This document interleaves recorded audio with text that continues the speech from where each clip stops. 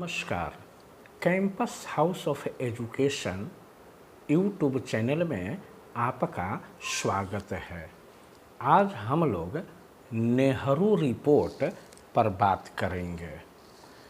जिस समय पूरे देश में साइमन कमीशन का बहिष्कार चल रहा था, उसी समय भारत सचिव लॉर्ड बर्केनहेड ने स्वराज्यों को चुनौती देते हुए कहा था कि वह एक ऐसा संविधान तैयार करे जिसमें ऐसी व्यवस्था हो कि भारत की जनता आमतौर पर उससे सहमति व्यक्त कर सके।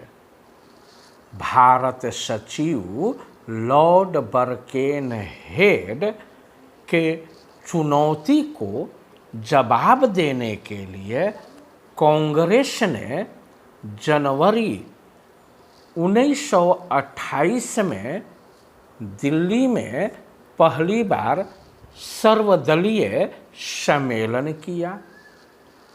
उसी वर्ष मार्च 1928 में द्वितीय सर्वदलीय सम्मेलन दिल्ली में ही कांग्रेस ने किया, जिसमें 29 दलों ने भाग लिया।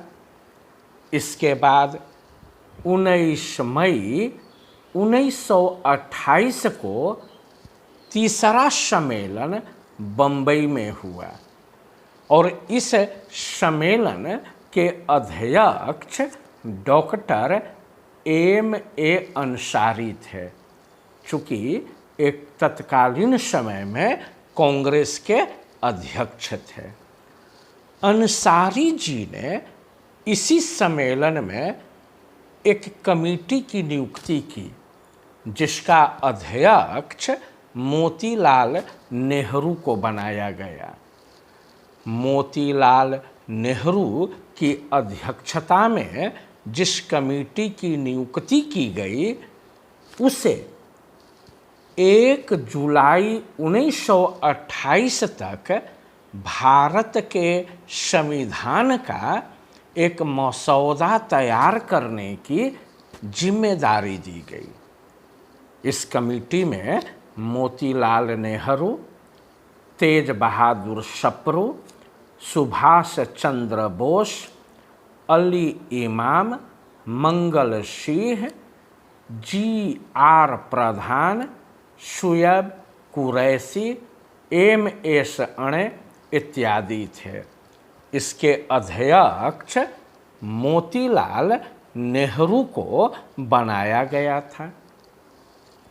मोतीलाल नेहरू की अध्यक्षता वाली इस समिति ने 28 अगस्त 1928 को अपनी रिपोर्ट प्रस्तुत की और इस रिपोर्ट को नेहरू रिपोर्ट कहा गया।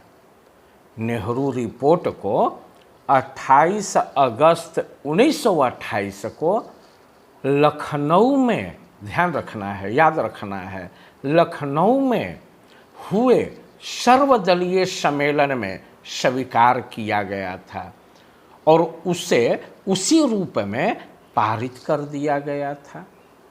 नेहरू रिपोर्ट का प्रारूप भी मोतीलाल नेहरू ने तैयार किया था, लेकिन ये नेहरू रिपोर्ट को जीना ने अस्वीकार कर दिया।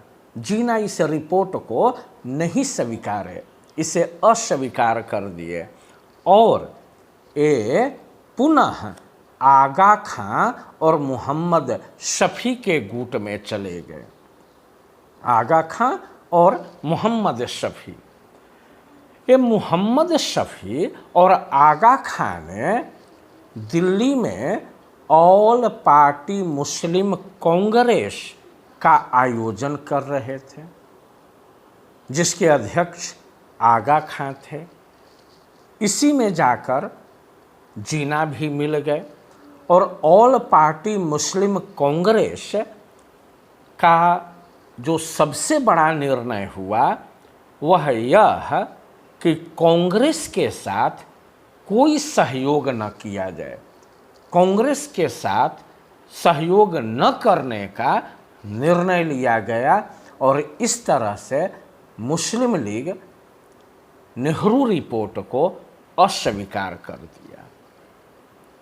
1928 में जिस समय नेहरू रिपोर्ट प्रस्तुत किया गया, उस समय M.A. अंसारी कांग्रेस के अध्यक्ष थे। उसके बाद मोतीलाल नेहरू को कांग्रेस अध्यक्ष बनाया गया। प्रश्न यह उठता है कि नेहरू रिपोर्ट की मुख्य सिफारिशें क्या थी। तो 3-4 सिफारिशें मैं आपको बताऊंगा जो परीक्षा के दृष्टि से काफ़ी महत्वपूर्ण है, आप उसे नोट भी कर लेंगे। पहला, भारत को अधिराज्य का दर्जा दिया जाए। पहला सिफारिश यही था कि भारत को अधिराज्य का दर्जा दिया जाए। दूसरा यहाँ था कि सांप्रदायिक आधार पर पृथक निर्वाचक मंडल की मांग अस्वीकार कर दी जाए और नागरिकता परिभाषित की गई तथा मूल अधिकारों को प्रतिपादित किया गया। इसी तरह से नेहरू रिपोर्ट में कई प्रस्ताव रखे गए थे जिसे जीना ने अस्वीकार कर दिया। चूँकि प्रारंभ में ही भारत सचिव लॉर्ड बर्केनहेड ने यह कहा था कि आप एक ऐसा मसौदा तैयार कीजिए जिसे भारत की जनता स्वीकार कर सके, लेकिन यहाँ तो मुस्लिम लीग ही अस्वीकार कर दिया। इस तरह से नेहरू रिपोर्ट खारिज हो गया, नेहरू रिपोर्ट को अस्वीकार कर दिया गया।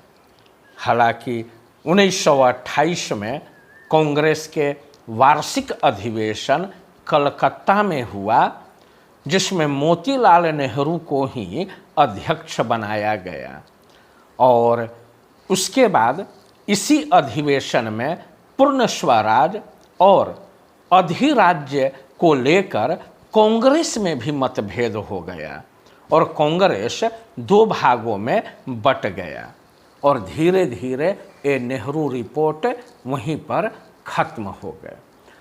नेहरू रिपोर्ट से संबंधित जो महत्वपूर्ण प्रश्न आते हैं उसे आप इन तथ्यों से समझ सकते हैं। नेहरू रिपोर्ट कब प्रस्तुत किया गया? 28 अगस्त 1928 को। उस समय वायसराय कौन थे? Lord Irwin. ब्रिटेन के प्रधानमंत्री कौन थे? Stanley Baldwin. इनका कार्यकाल जो है 1924 से 29 तक। भारत सचिव लॉर्ड बर्केनहेड।